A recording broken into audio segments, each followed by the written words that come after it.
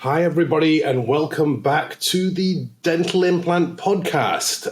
Yes, I've had a break for a while, and partly because of that is because I've just been absolutely manic at work and at home. I do appreciate those who've been reaching out to me to say, Pav, look, we're enjoying the podcast. When are you recording some more? So here I am, okay? I'm at work, I'm in between patients, I'm taking my break, and because I love to talk about everything relating to dental implants, I'm recording this during my break time. Lighting's not great, you're gonna have to bear with me, but most of you listen via audio anyway, okay? So, right, let's take this opportunity. Why don't we call this season 2, right? Let's call it season 2. That's just an excuse because I've had a break for a while. Right, where shall we start? Okay, so how about this for a topic? I've been thinking about this for a while. I've got a number of really good topics lined up. Got a few more guests who are lined to come up as well. One of them in particular I'm really looking forward to speaking to. In fact, 2 of them in December, so that should be good. I've had a few people request this topic that we're going to talk about today. I know my good friend Bill Schaefer spoke about this at the ADI conference this weekend just gone, and that is failures. You know, what happens when things don't quite go according to plan, okay? Now, let's change this up slightly, okay? Instead of just talking about failures, let's talk about my failures. Let's talk about the issues that I have had since I started placing implants, and particularly the ones that spring to mind. And hopefully we'll try to build up a theme of what caused these failures as we're going through them. So as we all know is, you know, anybody who turns around and says to you they have a 100% success rate with implants, they're either placing 1 or 2 implants per year, in which case it's easy to have a 100% success rate, or they're bending the truth a little bit. There's kind of like no in between, okay? Any person who places a lot of implants, they'll be open and honest, just turn around and say, yeah, you know what, I do get failures from time to time. Sometimes you get what are called cluster failures for whatever reason. I've had this before, where, you know, things are fine for a while, and all of a sudden you start getting patients coming back with a handful of failures. And one of the things that's taught me is keep a track of how often you're using your burrs. As soon as you start to see cluster failures, change your burrs. Change your most frequently used burrs more frequently. That is a very, very big tip. Okay, that's just while I'm talking. But let's get into the meat a little bit more, if we should, the proverbial meat. Okay, so one of the first failures that I had, I think it was the second or third case that I did solo after initially learning dental implants. I've touched on this before, that I'm quite a confident person and I am prepared to take risks. That's just me personally. And my second or third case that I did solo was a dual arch all-on-4. The patient just outright couldn't afford treatment, and I turned around and said to her, I've just been on an implant course, that basically what I'm going to do is I'm not going to make any profit on this whatsoever. I'm just going to charge you the cost of the implants and the cost of lab work. That's it. So she had a ridiculous discount. She was initially happy with that. So I did the treatment for her, and the issue that I had is one of the implants failed to integrate on the top right-hand side. And I didn't have the surgical skill to go back in and do a revision surgery. Now, what I would say here is it's always exciting learning new skills. And you've heard me say this before. You'll hear other people say it over and over again. Please, please, please do not, under any circumstances, start to run before you can walk, okay? I have some people turning around and saying to me, Pav, what should I do? You know, the practice that I work at is their principal or one of their associate dentists has just started placing implants. They want me to take the teeth out and then they want to do the implants. If you're not confident taking teeth out, either surgically or minimally invasively, that's where you need to start your training. That's where you need to start. If you can't raise flaps, if you can't suture comfortably and confidently, start there. You know, it's not a sprint to get to the end. I think I've mentioned this before as well, is when I first started, I hated surgery. Everything that I did was predominantly restorative, and anything to do with surgery it was stressful for me. And now all I do is surgery. I place implants every single day at Evo Dental. All we do here is full arch and dual arch. So, I'm placing 10 implants a day. I didn't go from zero surgical skill to placing 10 implants a day like that overnight. It just did not happen, okay? Your confidence grows incrementally. You need to know where you want to be, but you have to be truthful about where you are and take the necessary steps. If you start to skip steps, it is going to come and bite you in the backside, okay? There is no shame whatsoever in turning around and saying, I'm not confident suturing, because a key to success is competent suturing. You need to be good at doing it. I can show you how to suture in 5 minutes, but it takes a long time to build up that muscle memory. How many times have we spoken about muscle memory? A lot. So I used to sit at home, practice suturing. And people used to say, what are you doing this again? Why? And you just do it for hours and hours and hours because you're building up that muscle memory. Okay. So when we're starting off in dental implantology, one of the quickest ways to get to failure is pushing the envelope too much. That's what I'm trying to get to. So it's really important that you work with a mentor, you understand what your limitations are. And then anything that you start to push the boundaries of your limitations, get your mentor involved, okay? Because what I had to do at that stage for that particular patient, I had to pay somebody to come in and put a new implant for me, because this lady also needed a sinus lift at the same time. I just wasn't there, okay? Talking about sinus lifts, guess what? As soon as I did a course in sinus lifting, I started thinking, I can do sinuses. Working in the sinus is no different to building up skills elsewhere. It's a relatively easy concept to learn. It can be quite difficult to start to get proficient at it. Now, because of the work, again, that I do at Evo Dental, I go into the sinus probably 2-3 times a week. So there's a difference between going into the sinus 2-3 times a week. If you rip the membrane, it's like, okay, fine, we'll get it dealt with and you know what to do. Versus what I was doing before, which was going into the sinus maybe 1 or 2 times per year, okay? That's not in the patient's best interest, okay? As soon as you start going to sinuses, your indemnity costs go up, the skill required goes up, and it's a whole new skill set that you need to learn. So how about this? If you're not doing enough sinus work, and we have spoken about this on a previous podcast before, you're not doing enough of a certain type of work, that's fine. Stick to what you are doing in the handful of cases that you're doing. Get somebody in. Get them to show you, be mentored with it. People actually find a drop in income when they start doing sinuses because they're not doing them that often, but their indemnity goes up. So you know what is, if you're doing plenty of them and you just happen to be in that, in that type of demographic where most of your patients need sinus lifting, then great, fantastic. But if you're not, there's no harm in turning around and saying, you know what, that's one of the things I'm not going to do. I'm going to get somebody else to do that. Okay. Again, what is the same theme that we've just spoken about there? The same theme is you have a certain amount of training and all of a sudden you think that you can, or you feel confident enough to start doing this type of work. So education is step 1. Step 2 is mentoring. Okay. You will 100% pay one way or another. Either you pay a mentor to teach you how to do it properly, or you pay out of your own pocket to fix what's not gone according to plan. Out of those 2 avenues, only one ends up with a happy patient, because when things don't go according to plan and and you're not quite sure what to do, or all of a sudden it significantly increases your treatment time, patients do not like that. They are not happy. Okay, so the first sinus that I did ended up ripping the lining, and I had to abort the procedure. Brought the same patient back 6 weeks later, ripped the lining a second time around, that was twice that the procedure had to be aborted.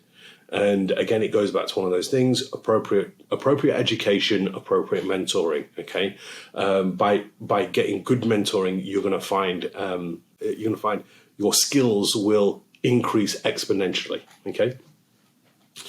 What is another failure that I've had? Okay, this is a big one, and it's one that's quite often overlooked, and that is not managing the patient properly.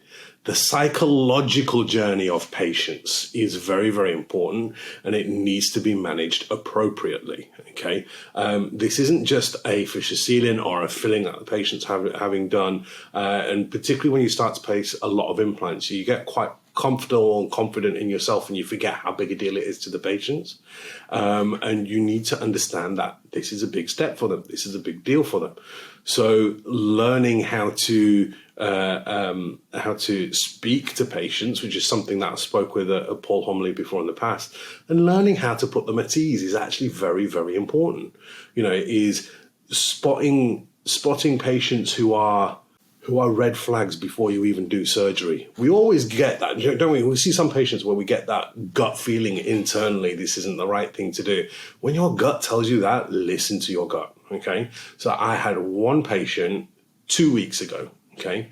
Was I capable of doing the surgery? Yes, it was, it wasn't an easy case. You needed sinus grafting, vertical and horizontal augmentation, and basically a full reconstruction on the upper right hand side. She had no bone. It was, it's difficult to do, but it was doable. But I felt like she wasn't quite listening to what I was saying. And at that point, it wasn't fair for me to progress with her treatment because she'd had implants before. And her response was, these implants were only done 32 years ago. Only done 32 years ago. She was upset that the implant she had done 32 years ago had failed. And when I told her that, if we get 10 years use out of your implants, if I do it, anything above that is a bonus, she just did not listen. So I ended up saying to her, because I brought her back for a second consultation after having a CBCT scan done, I just turned around and said to her, I don't think I'm the right person to do your treatment for you. Would you mind if I referred you on? And she was like, yeah, fine, not a problem at all. So learning to manage patients and learning what these red flag patients are is critically important. If you've got somebody who comes in and they are hyper focused on aesthetics and they need an upper anterior doing, is you cannot charge standard fees. They are going to, you're going to have to do some very special fancy stuff to get it to look right. And you need to assess and think to yourself, is this patient being reasonable with what they expect? For the disease process that they have in their mouth, is a good outcome achievable? And there is a difference between good and perfect. Does the patient understand that? Is the patient prepared to accept that? Expects perfection. I'm just like, if they expect perfection and it's doable, then I charge them for it. And the charge goes up significantly. That normally puts the patients off, or particularly the patients who come in and they'll say, well, how much do you charge for an implant? Because I'm getting competitive quotes. I just turn around and say to them, without even asking what tooth it is, what they need doing, and just turn around and say to them straight, if you're looking for a cheaper cost, you're gonna find that elsewhere. So if that's what you're interested in, please don't come in to see me, because you're just going to end up upset with what I have to say, and it's going to be a waste of my time. If being cheap is what's important to you, there are lots of people out there who can help you, but it's not me. Okay, so what we've covered so far, we've covered three things. We've covered that case. The first two are kind of similar, right? They're both cases whereby I did a course and I jumped into treatment that was too complex and got burnt as a result. And a big part of that is because I felt overconfident and I didn't have or I didn't run it past my mentor. Okay. The second one is a psychological. Okay, it's understanding which patients we should and which we shouldn't treat, and listening to your gut instinct. Okay, and a big part of that as well is you get some patients, you feel sorry for them, you do them a favor, you reduce your fees. They're the ones who come to bite you in the backside. If you know what your fees are supposed to be, stick to them. Don't do it. don't start reducing fees. Don't. It's hard because we naturally want to empathize with patients, but their problems are not our problems. Okay. And we don't want to make them our problems because then we're going to have other issues. Okay. What are other mistakes that I've made over the years? Other mistakes are not understanding the implant system that I'm using. And this one's quite a big one because whenever you start with a new system, there's always a little bit of a learning curve. The more you place implants, obviously the shorter that learning curve is. However, you need to understand what the implant design is supposed to do. Okay, if you don't understand what the implant design is supposed to do, does it work better in immediates? Does it work better in hard bone? Does it work better in soft bone? Is it not actually designed for immediates in the slightest? What's the surface like? What's the connection type like? All of these play a role in how you use implants. Okay, and if you don't know what the implant's supposed to do, how can you use it? Right? You think that's quite a simple thing, right? This is a mistake that I made a few years ago. I switched implant systems. I used it as if I was still using my older implant system, which was a much more aggressive thread, and I had cluster failure and I couldn't figure it out. And it was only after I spoke to Stavros Eleftheriou, who is just one of the nicest guys. I just turned around and said to him, I said, look, Stavros, I'm having this issue. I said, it's obviously not the implant because other people are using the implant. I said, so, the common denominator is there for me. Can you talk me through it? Can you help me improve my success rate with this? And, we bounced some ideas around. And at the end, he was like, Pav, he said, you kind of like knew already. He said, you've answered your own questions. So I had to modify what I was doing based upon the implant design that I decided that I wanted to use. If you're starting on a new implant system, okay, or you want to change, whatever it is speak to your reps and get them to put you in contact with somebody who's very proficient in that implant system. I'm sure they'll be happy to help you out. Speak to them. Look, are there any tips and tricks that you can give me before I start using this? And your reps are normally very good to have on board and pick their brains as well. We go through a lot of implants here at Evo Dental, and we get a lot of people coming just to visit us for the day. And some of those who come to visit us for the day are because they're considering switching implant systems, they're considering moving to Southern, and they kind of like just want to see what it's like why we use it. So they want to see not only us to see this type of stuff that we do, but they're like, I'm having problems with it. Can you show me your technique I'm considering switching. Can I look at the implant? Yeah, absolutely. That's fine. We're here to support each other. There's too much tripping up other colleagues. If we all supported each other a little bit more, would actually fare much, much better. Okay. So that last one was understand your implant system very well before you start using it. Okay. What's another mistake that I've made? Another mistake that I made is really quite simply not changing my burrs over frequently enough. And not respecting the type of bone that I'm drilling through as well. There are some areas where all your patients are walking through the door, they've got really dense bone. Well, guess what? You're going to need to change your burrs a hell of a lot more than if you're going through softer bone. Okay, speak to your implant system. Some of them will turn around and say, it's change after 10 uses, 15 uses, 20 uses. I would say maximum 20 uses, even if you're going through soft bone. And if you're in a position where you can charge this type of stuff, you know what? For your pilot and your 2mm twist, use a brand new burr for every single patient, because they're the ones which burn out the fastest, and they're used more as well.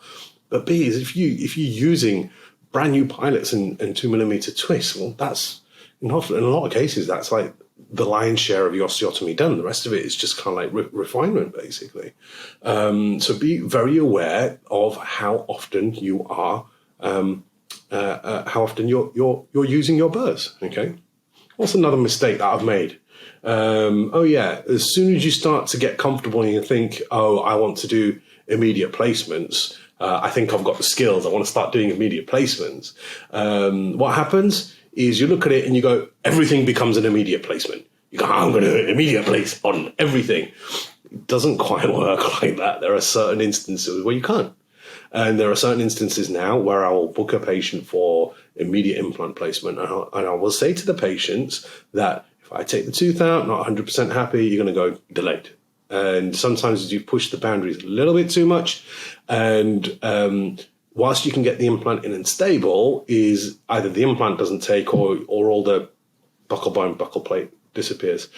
Now, that said, is you can actually place implants immediately in far more situations than what you can actually realize.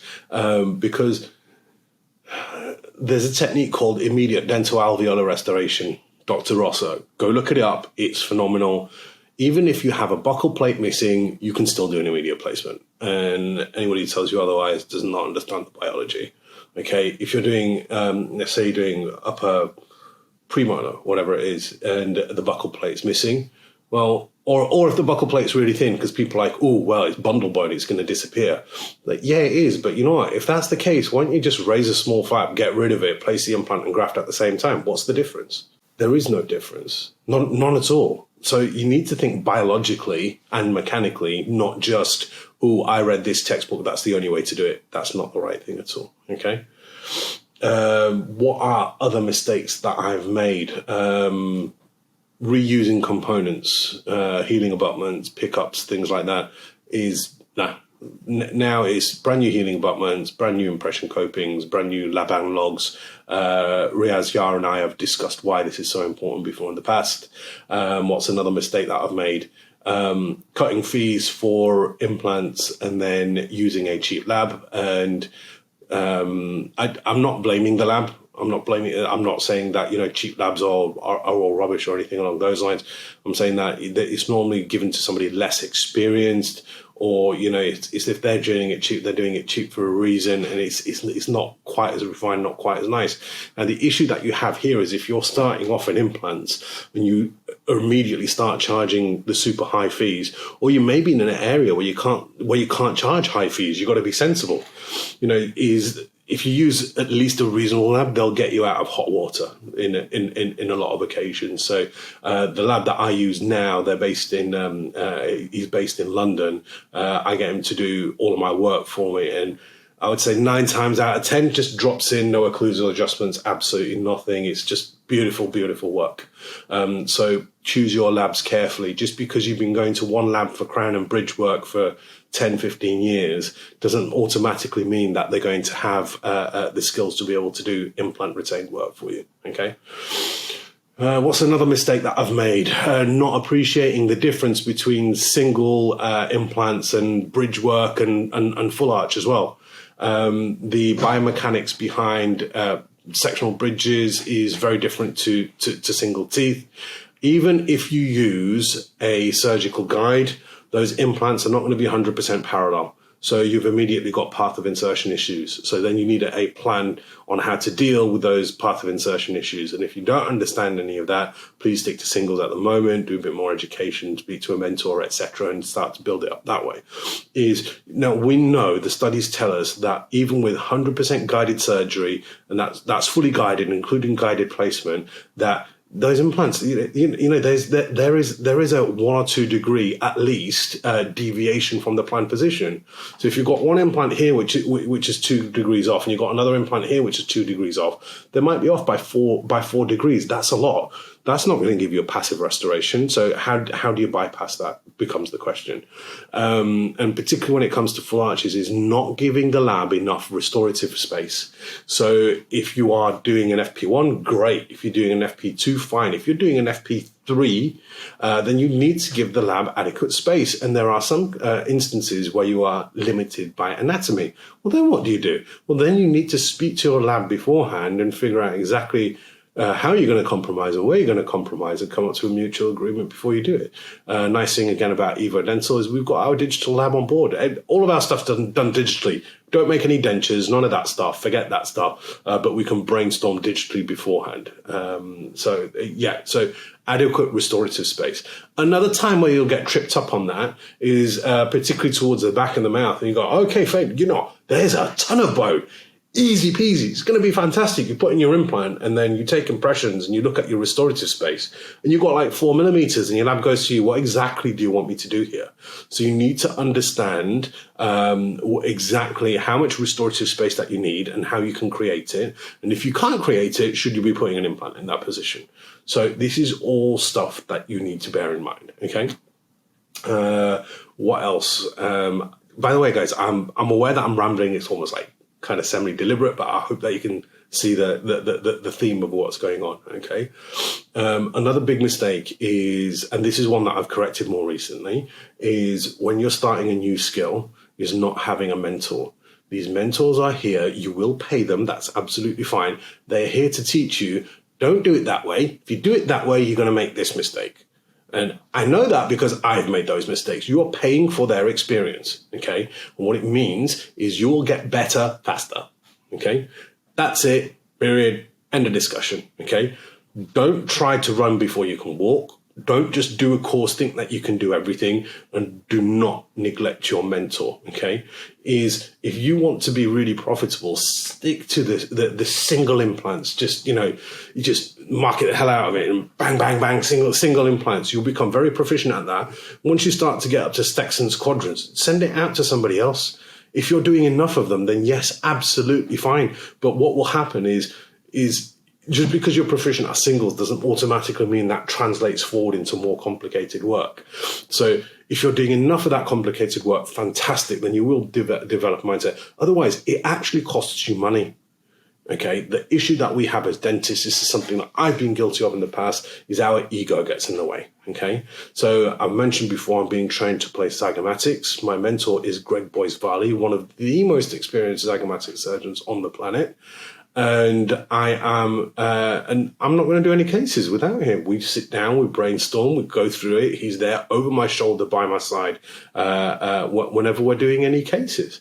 And because that's the only fair thing to do to the patient, right? So if you're in this to expand your skill set and to make money, understand that running before you can walk leads to income loss, significant income loss. And you will get yourself into hot water. Okay. What's the next mistake that I've made is we've talked about your lab technicians that talk about lab materials. You're skimping on lab materials and, not cleaning them properly when they come back, using inappropriate materials. Thomas Linkavicius, as read his textbook. I've done a podcast on it, Zero Bone Loss Concepts, and the concept of highly polished zirconia against the soft tissues. It works absolutely beautifully. It really does work exceptionally well. That's a must read for anybody who's either in or getting into implants. Okay. What's another mistake that I've made is thinking that there's one way to do everything, particularly when it comes to bone grafting. People want the simplest solution. They go, all you have to do is put this material against the bone, and you don't have to do any type of protective work. You don't have to put in any type of membrane, and you don't have to do this, you don't have to do that. Why does that go down so well? Because it's such a simple way of doing it. If people turn around and say to you, you don't have to learn how to control your flaps, you don't have to learn how to pin membranes in place. Literally, all that you have to do is put this against it, and it's a miracle, and it will just regenerate. That's not quite how it works, as you can appreciate. Okay, and the same goes with soft tissue work. There's too many people out there neglecting the soft tissue work, and quite simply, thick, robust soft tissue is what's going to protect your implant long term. That's it. It's that simple. So if you don't have the skills to do vestibuloplasties and free gingival grafts and augment the soft tissue in other ways, you need to get yourself on a soft tissue course. One of the courses that I did was with Howie Gluckman in South Africa. Absolutely superb. So guys, I've been rambling for the best part of about half an hour now.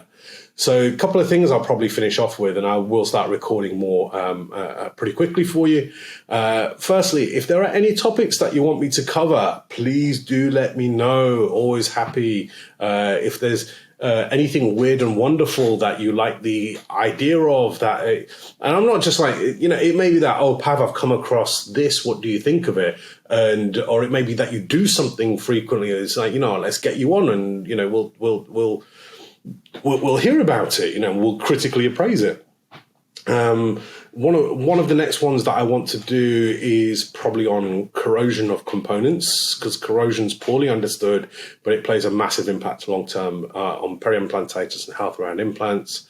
The other thing that I would say as well is for those who are based in the UK, you're not based in the UK, you're welcome to come over.